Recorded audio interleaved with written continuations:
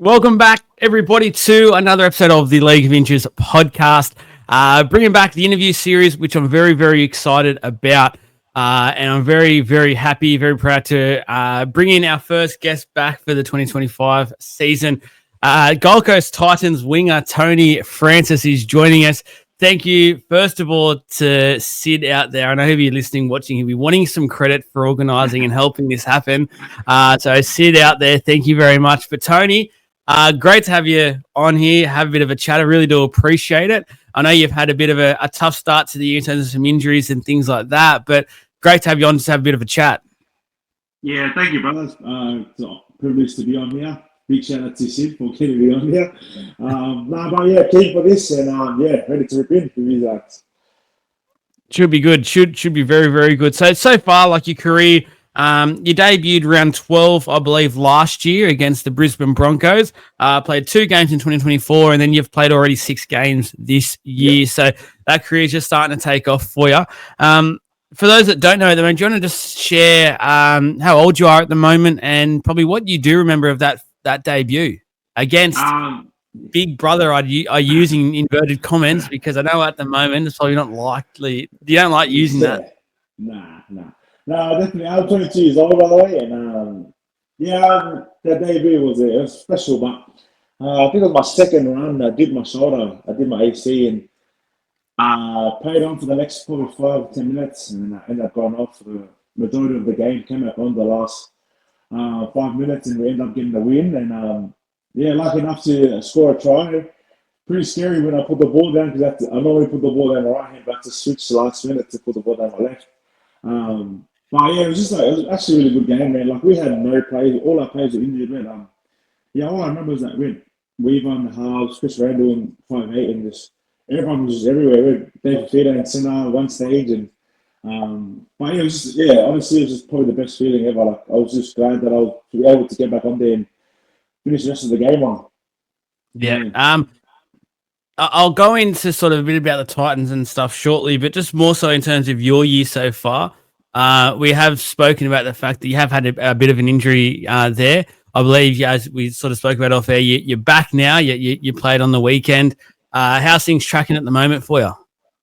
Yeah, I played a couple of games now in a row, and I think it was against Canberra where I had like some nerve damage behind my knee, and I was out for probably 4 or 5 weeks. But played my first game back on Saturday. Went well, good to push out the 80 minutes. My lungs were burning, but it was good. But it was good to get back out to the field, man. Rehab's tough, so just enjoying footy right now, and just hopefully can play the rest of the year around the injuries. I want to come back to the rehab crew because I've heard some stories about rehab crews at clubs, and it is some tough slugs there. But I also heard a few other little stories about rehab crew. But first of all, I just want to help everyone get to know you a bit more because I've got no doubt there'll be some Titans fans that listen to this. Very excited about what the future has in take for the club, for yourself, things like that. We don't know too much about you and maybe growing up and where you're from, things like that. So just want to share a bit about the Tony Francis story, where you were born, where you've grown up, family, things like that. Born and raised in Sydney. Played all my junior footy in Canberra Cookers in the Parramatta comp. And ended up playing Harry Matthews at Manly Seagulls. We won the comp. We were the first ever team to win that comp, so that was pretty special. And Tom and Lebanese, big Tom inside, also big Lebanese side. And I ended up moving to Queensland in 2019. And then I ended up I finished my schooling at Marsden State High School. And I've just been in Queensland since, and been at Titans since 2020, and hoping to stay a bit longer if I can. And I love it here, and I'm big family, so I've always been around rugby league. I've got cousins and uncles that played in NRL, and I've always looked up to be able to follow in their footsteps and that. And just grateful to be doing what I'm doing right now, and I love this sport, love the game, and just hopefully I can stay in the game for as long as I can, and we'll go from there. The move, was that the move up here, was that purely footy based, or was that just sort of family was coming up and you decided to go, or it was full footy? Oh yeah, enough for footy. So after when I finished my Harry Matthews year at Manly, I signed to Cowboys for a year. So then I ended up moving to Brisbane, and then did a year at Broncos for a little bit, and then now I've just been at Titans since. Yeah. Tell us about that Manly side. I feel like, if I remember, my memory is normally pretty short, but I feel like that was a pretty gun-stacked side. Yeah, the team was pretty stacked. We had Donald, K.O. Weeks, Gordon Chan, all them boys are playing in the role right now, and we had a lot of guns in our team. That even Donny Matayela, he just made his debut for Parramatta recently, and our team was just honestly, I think our team was just like 6 foot bigger than every other team. So the height and the weight wise and that, but the team was really stacked. We just got along. Like, our team wasn't really. We played together since young. We always played our footy together. Always versed each other, and then we decided to play together for 1 year and we ended up winning the comp in Harry Matthews. And then our team was pretty stacked. Sounds like it. Sounds terrorizing to come up against. So great to see a lot of those boys, including yourself, going into that next gear now. And it's probably cool you're getting to verse some of these boys almost on a weekly basis. It's probably really cool from your point of view, and to see everyone just sort of grow up and know that you're all on the right track. That rehab crew you spoke about, I said I wanted to come back to it. I've heard plenty of things out there in the footy world. It's a very tough time. There's no doubt about that. But I've heard if you get in there with a pest, it can be some of the hardest few weeks of your life. How has it been at the moment for you? And do you want to put anyone forward about in the pest group? Yeah, I was in rehab for probably 5 weeks, as I said, and the biggest pest I'll probably say is Jalen McGrew. Oh, bro, that guy doesn't shut up, to be honest. He's always got something to say, and but he makes rehab fun. You know how rehab is. It's always just getting flogged in training and doing it over and over again. But when you have like someone like Jalen McGrew, but even David Feeder's got a bit of banter, he runs it into all the boys and that. But it's good just to keep your mind off, knowing that you're going to get flogged the next day, and just have a bit of a laugh with the boys as much as you can while you're running the 60 meters there and back in a certain time seconds and that. But no, it's good. A lot of pressure in our team, but I reckon Jalen McGrew in rehab is the worst. It makes it feel like it's double the time when you've got a pest in there. Shout out to him. I'm sure he's made your time even more fun. It probably helped you recover. You're like, get me out of this squad, please.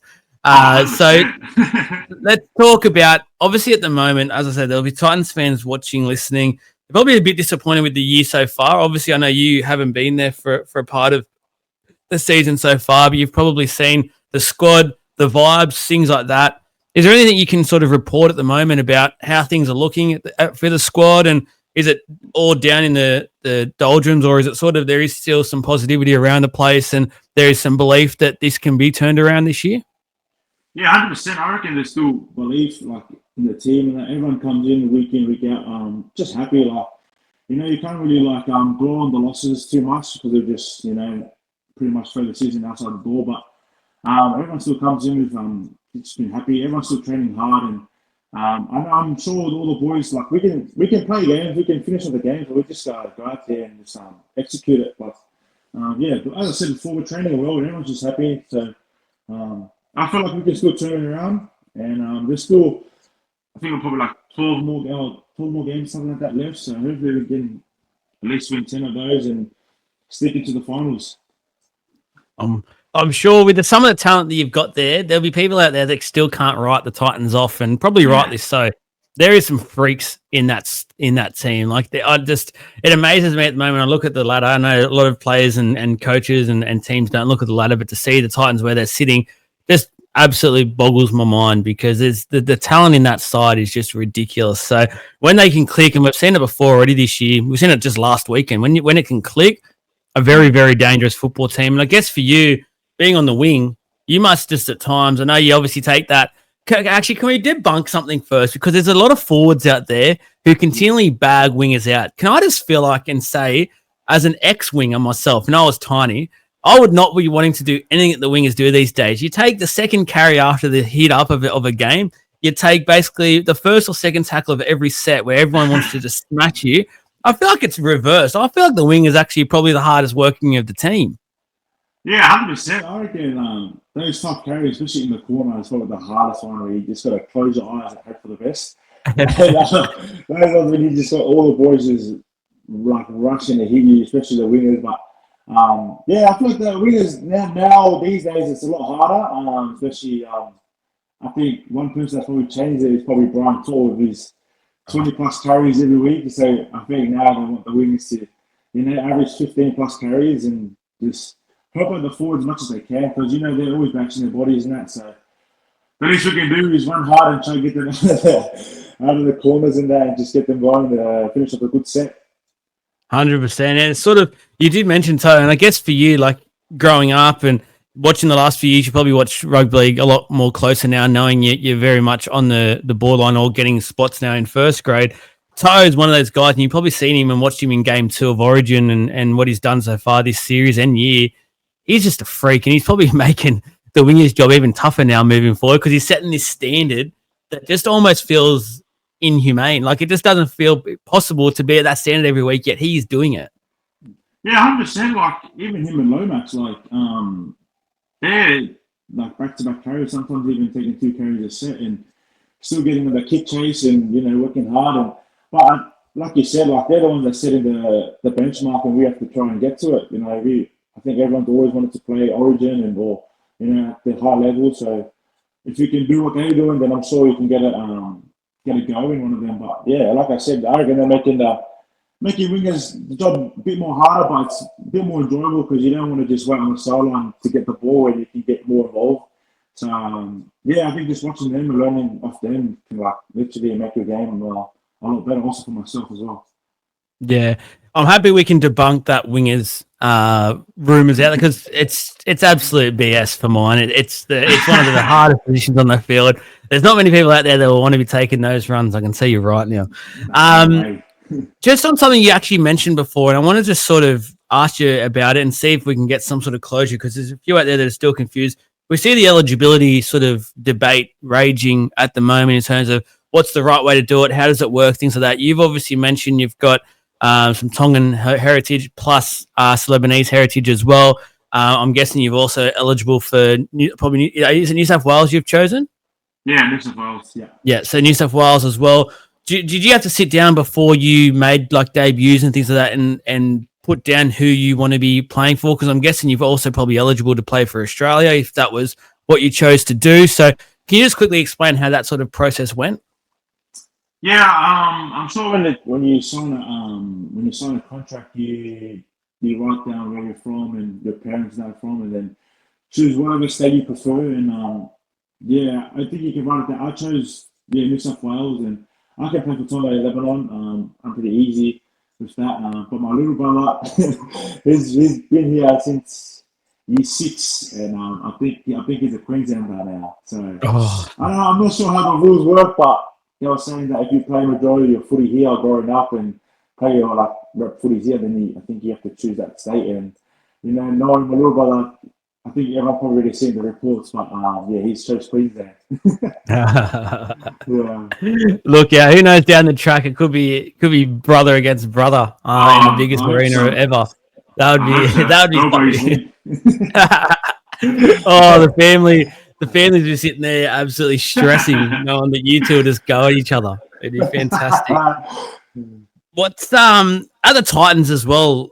You got some pretty big leaders there. I'm guessing probably Tino's the notable one. He's massive, and I think he's one of those figures where you probably look at on a day-to-day basis and go, "I don't want to let you down." Is there any others out there that people might not recognise as leaders there at the club, or is it purely like Tino's the big dog, so to speak, and then it's sort of, I guess, Foz is there as well, and really been impressed from Foz with his media work he has been doing this year, and he's got a great footy brain, which is probably helping a lot of the younger guys there at the squad. But leadership at the Titans, is it Tino, Fozza, anyone else? Yeah, well, definitely them two. They're the ones that their leadership is just onto the next level. They've done pretty much everything in the game, but we've got quite a few leaders. We've got Beau Fermor now. He's yeah, he's actually a really good leader as well. Even Huge. Moriaki Fotoika, he's really good. He gets around all the boys in that. Still a Baker feeder, he's a good leader. Jaden Campbell's starting to like step in there now. We've got now he's got the 7 on his back. He can say a bit more. But there's quite a few. Even Regan Campbell-Gillard, like we've still got him around the club. We learn off him a lot. He's, as I said before, he's representing Australia and his state as well. So learn off those leaders and that. They're really good leaders. We learn off them a lot actually. And our training, you can see the difference in the level that they bring and just the energy that like we can look up to and just follow. Like I know when Tino training, when he talks, or even Fozzers when they speak, we just like shut up, yep. Like we just go and follow them. You know what I mean? But yeah, I think the group is good. Yeah, they got their voice there. Yeah. What about what are your current goals? Obviously, you're just coming back into footy now after a couple of weeks off with that injury, that knee injury. What are your goals at the moment? I'm guessing one of them probably is to get back into this first grade side. But are there any goals as a player? Like, do you do try goals? Do you do like meter goals? Do you do these sort of goals that you want to, like when you came back on the weekend? Did you have sort of points where you wanted to reach on a certain at the end of the game and go, "Yep, I've reached that, perfect." Very happy with that. Yeah, obviously the main goal is to get back in the NRL side and to play week in, week out, and hopefully can string a few more good games. I think the start of the year when I first joined, I was just a bit like nervous, wasn't really confident in my game and that, but now I like see back at it, and I think it's just to be confident now and take the game with both hands, and the opportunity doesn't come often, so you sort of make the most of it. And but yeah, as you said, for the goal, my goal was to come back this week was just to get in, take as many carries as I can and help out the team as much as I did. And I felt like I did. I got the meters where I wanted to. I had like 15 plus carries and lucky enough to score a double as well. So that really helps. But yeah, like my goal was just to obviously get back in the team and just stay there. And just do all the little hard work, like we said with Brian Thorne, that get the meters up. Hopefully score a few more tries. I've only scored one in the NRL, so hopefully can score a bit more. But yeah. I'll tell you what, Des, if you're listening right now, for me, that sounds like a player ready to come back to the team. So if I was naming the teams Tuesday, I'd be having Mr. T. Francis there for sure. After those numbers, he's raring to go. Let him at it. One other thing I want to talk to you about is obviously this stigma I feel like around the Gold Coast Titans in terms of it being a tough place to play football at in terms of so many distractions. And obviously for a young player like yourself and knowing at least one of your family members off the field, I feel like I know enough to say you'd be very much strict on what you sort of do. And there's plenty out there that can get distracted, but I don't think you'd be one of those. But can you see why some players, I guess, get to the Gold Coast and it feels like it is a struggle? Yeah, kind of, but it's not really a struggle. Like playing at the Titans is pretty much just up to you. Like, obviously the Gold Coast is a very nice place. You got the beaches and all this and that. But honestly, it's just up to you how you come in and take the opportunity. Like I know for me, I'm pretty switched on with my family switched on as well with me. Like, just always telling me to do the right things and just stay out of trouble and just keep working hard and because like I said, Gold Coast probably is an easy place to get distracted from. But as long as you just come with a good mindset and think that's not going to affect you, then I'm sure you'll go right. Like I know there's a lot of boys that come down and still go really good, like Tino, Dave, and all them boys. They came from like good clubs and they still brought their like leaderships and that here. So just your mindset and how you like take the opportunity, I guess. Yeah, for sure. I want to just ask about your contract status and where is that at the moment? Is it off at the moment at the end of the year, or you got one more year? I was off at the end of the year, but I just signed for another 2. Exclusive. But yes, I extended my time to 2027. Congrats, brother. Thank you, brother.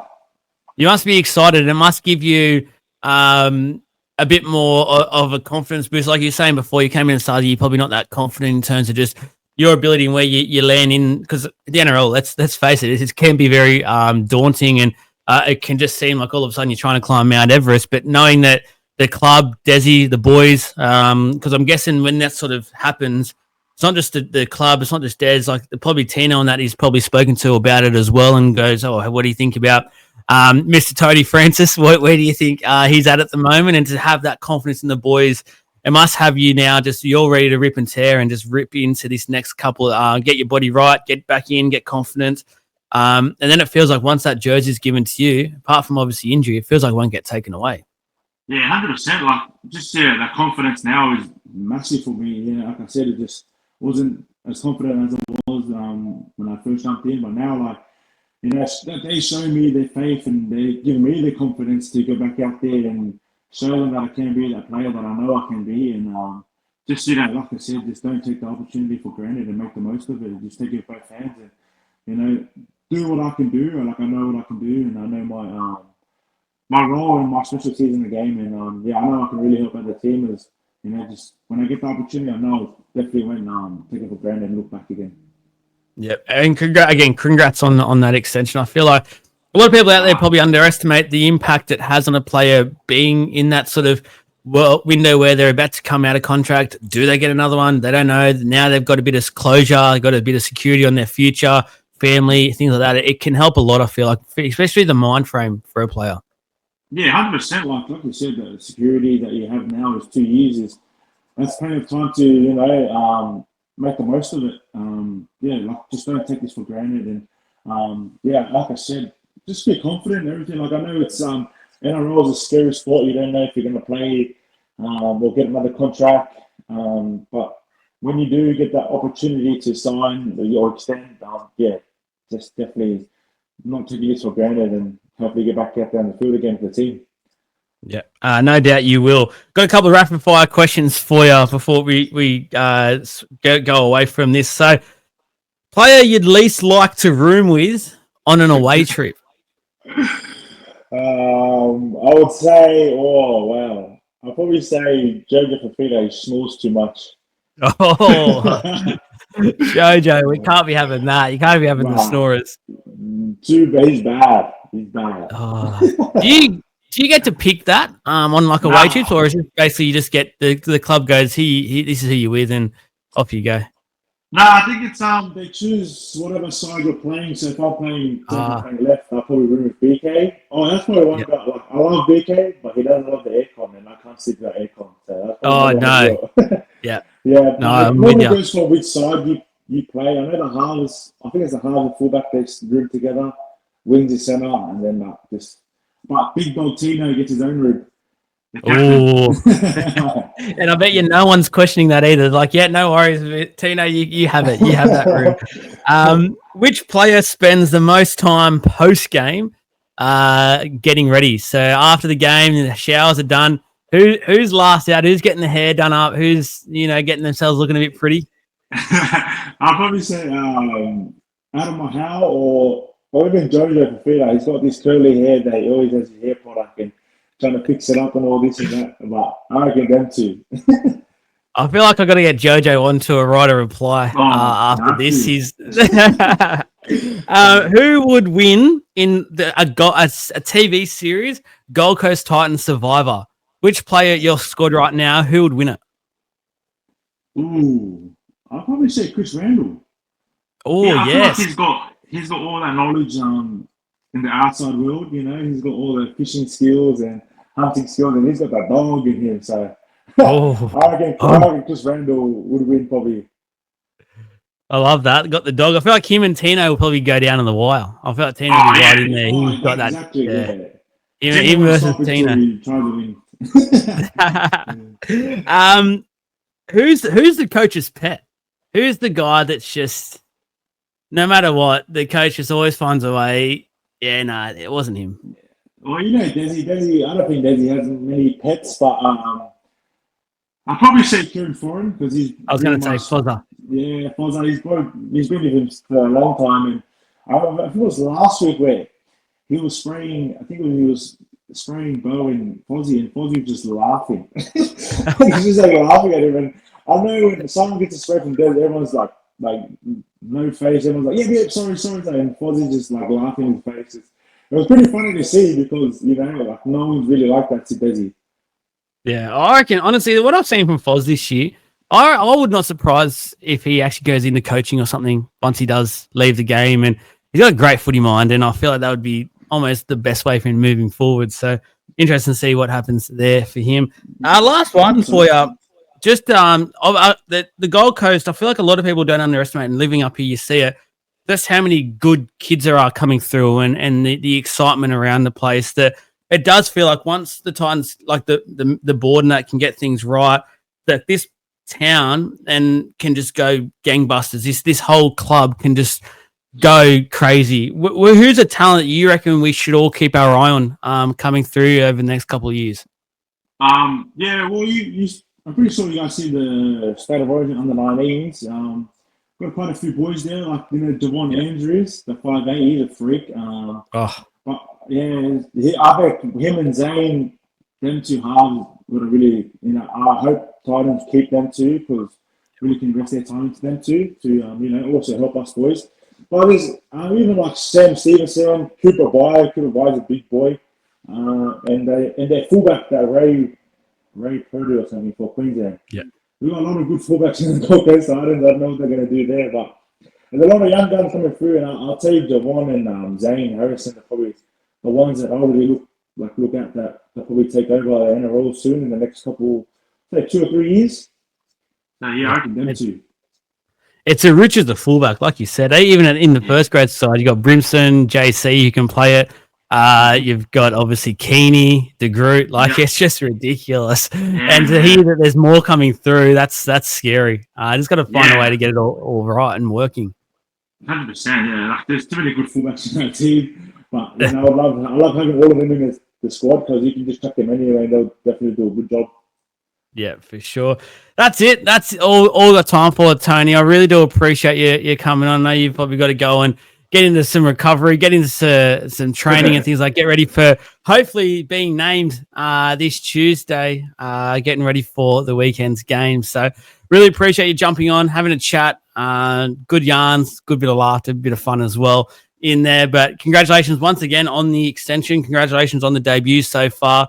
The few games you have got to play. Very excited to see you ripping in and what the next few years has in store for you, because I've got no doubt your work and determination, you'll be going places. I'm very keen to watch that. Yeah, thank you for having me, brother. I appreciate it. It means a lot. And just keen to see how the year goes, and keen to come back on the podcast again, brother.